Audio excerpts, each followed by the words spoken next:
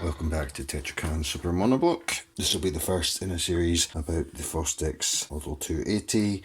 So I'm going to take this apart, clean it, show you all the disassembly tasks you may need to do in order to do repairing and cleaning on your own unit, change belts, that kind of thing, but also deal with any specific, electrical or mechanical issues that come up on this particular unit.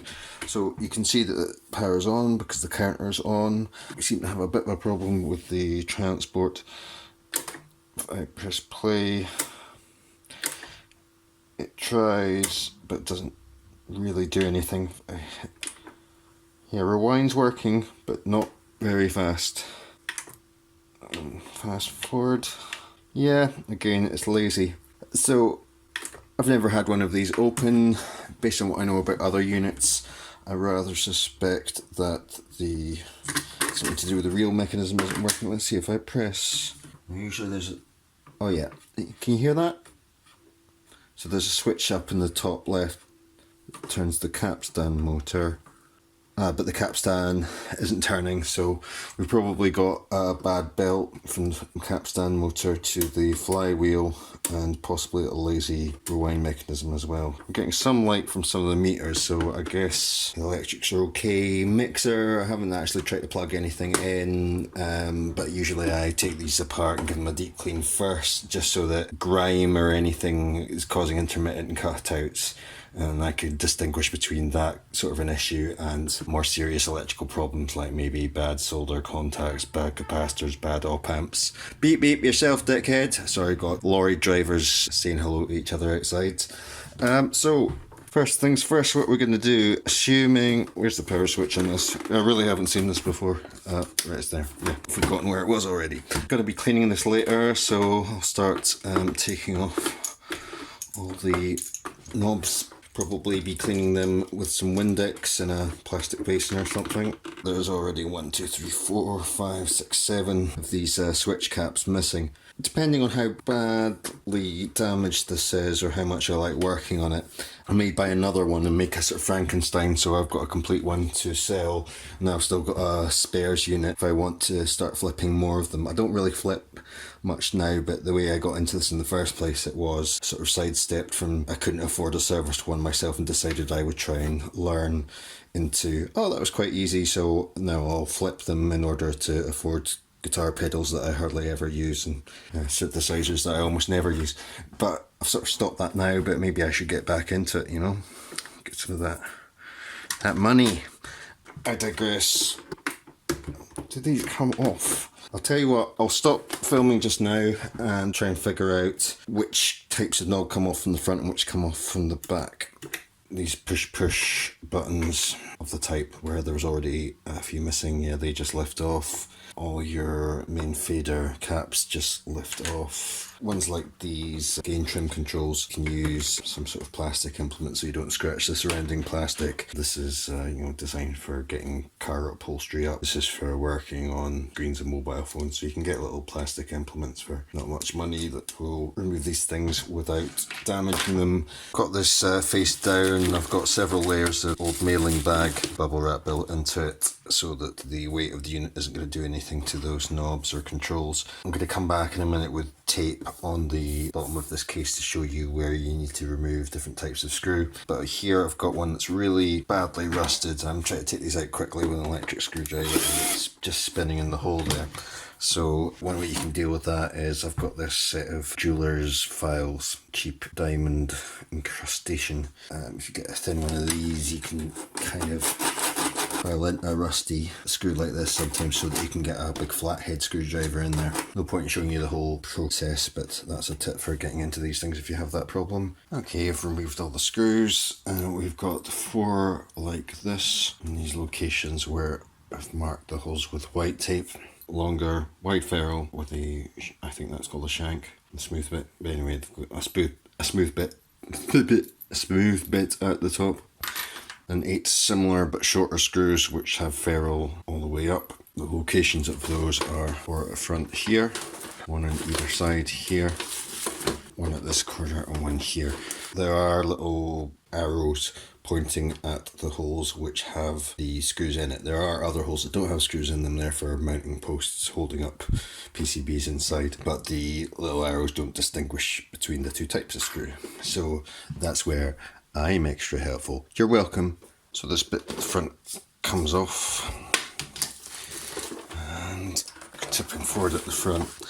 What do we need to disconnect to get that completely open? It looks like this meter board is mounted to the upper case, so there's a header here that comes off, and then the control PCBs are connected to the transport via cable here. Some more cables coming from here. Where do they unplug? They unplug from the side here to... Must do, surely. Yeah, that does pull out as well. It's just a bit stiff. We've got pitch control, Dolby control, the meter, and all the transport buttons. Presumably all the control logic, we'll look at that later. Attached to this board here. Sorry, I don't mean board, I mean the upper part of the case, but then everything else down here in the lower case. Now I could hear a bit of rattling, and it looks like the transformer is loose, so we'll definitely need to fix that. And I think I saw a bit of belt flying around earlier. Yeah, see how easily that pulls to pieces. It's kind of sticky to the touch, and that'll be the main capstan belt, so yay me for guessing that correctly. I'm glad I didn't pull them really hard with screwdrivers. It does look like all of these, basically there was a lip there that was preventing them from being pulled out. So I'll go away and do that and come back once I'm ready to do some more disassembly. Right, got all those knobs off. They're stewing in some Windex. And you can see where it's pulling the amount of dirt that's coming off. Yeah. This mixer board seems to just sit sandwiched between the two halves of the plastic case. I'm aiming towards getting this transport out first, but in order to do that, really I would want to unplug the raise head, that's the raise head, and the record and playback head. These magnetic heads join into the record and playback amplifier, which is typically a separate printed circuit board. But in order to access that, I'm going to need to lift this out. So there are 4 cables connecting this mixer to other parts of the circuit. I haven't figured out exactly what they are. You can usually tell by the length and position of cables where they go back, the number of wires. So you know this has got 4 and this one's got 5 cables on that header, so you're obviously not going to attach 5 plugs to the 4-pin header. But the other thing I've noticed is that this 3 grey wires and a white cable is going to a white header, and this one, the odd one out, is yellow, and the header is yellow. It's a little bit stiff. I'll pry that off with a screwdriver. Yellow to yellow, and then over here white to white. I can just pull that one out, and this one black to black header. Right, is that everything then? Yeah, so that mixer board will lift away then. Notice that there's a lot of grime, and there's actually a little bit of oxidation on some of the metal parts, so this will need a good clean. The way I do that tends to be get some contact cleaner and blow it out with air, maybe repeat that process a few times and then leave some lubricant. Some contact cleaners like Servisol will strip these controls away so they feel very dry, so you need to use a lubricant afterwards. I tend to use Keg Deoxit, but if you spend a bit more on the Keg contact cleaner, then it's got lubricant built into it, which tends to be what I'm doing now. The extra expense is worth the time saving benefits for me because I do a lot of this. And then, as is typical for multitrack cassette recorders, there is some shielding between the 2 PCBs. Thin plastic layer on top, then the metal shielding, and it's attached to this metal plate here by 1 screw. So that's the sort of size of screw you see a lot inside these. Brassish colour, wide ferrule, because it's going into a plastic mounting post. Lift that away, and yeah, it looks like this is your power conditioning, so presumably that's separate voltage regulators for your approximately 12, 10 and maybe 5 or 7 volt systems that will be powering your motor, 12 volt, op amps, 10 volt, usually sometimes 12, and LED and logic is 5 or 7 volt. These will be your big reservoir capacitors. You got, looks like those are your diodes for rectification. You can see these cables coming away from the transport here are going into this board, which I've got to assume it's probably labelled somewhere as the record and playback. Yeah, PCB R/P, so that's your record and playback amplifiers.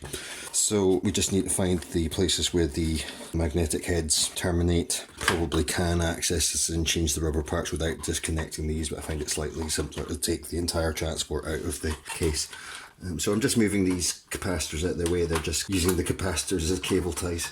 Yeah, so it looks like we've got channels 1, 2, 3, 4, and the erase cables and playback cables are going into the same plug for each one. And these are thin wires, so I'm going to use pliers to remove these headers from the sockets, or plugs from the headers. I forget what the terminology is for these connectors, but I don't want to break the wires, is the short of it.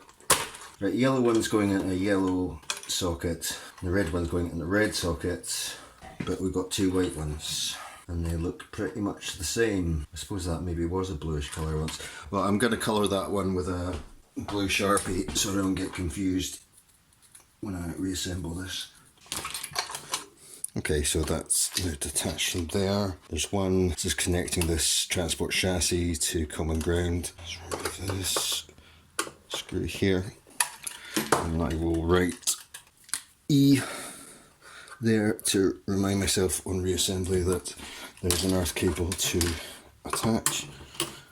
It looks like I've got 4, it's typically either 3 or 4 screws that these are mounted to.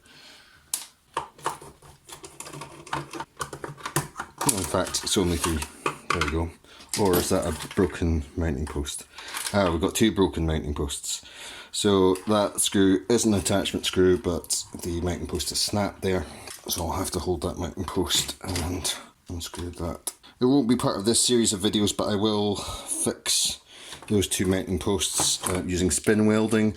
Check out my channel, there's a whole playlist about me spin welding plastics.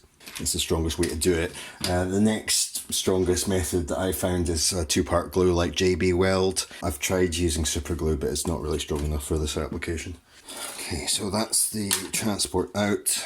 I'll stop filming for a minute and clear my work area and we'll have a closer look at this transport.